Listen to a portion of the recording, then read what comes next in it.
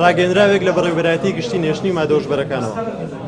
دوو تۆمەتبار دەستگیر کران و بڕی 20 کیلۆگرام مادەی هۆشبەر لە جۆری کریستاڵ دەستی بەسەر داگیرا. لە بەردەوامی هەوڵەکانمان بۆ بەرەنگاربوونەوە نێشتنی مادە هۆشبەرەکان دوای بە دواداچوون و کۆکردنەوەی زانیاری و پاشان وەرگرتنی فەرمانی بەڕێز دادوەری لێکۆڵینەوەی ئاسایش لە ڕێکەوتی 22/5/2004 تیمێکی بە دواداچوونی بەڕێوەبەرایەتیمان لە چاڵاکیەک توانیان دوو تۆمەتبار کە کارێک بازرگانیان بە مادەی هۆشبەرەوە دەکرد دەستگیر بکەن.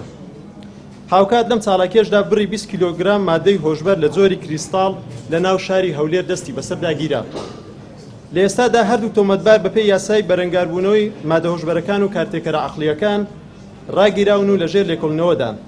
لە سەرەتای ئەم ساڵەوە تاوەکو 30/4/2024 بەڕێوەبەرایەتیەکەمان و تەواوی بەڕێوەبەرایەتیەکانی سەر بە بەڕێوەبەرایەتی گشتی ئاسایش توانیویانە 580 تۆمەتبار دەستگیر بکەن.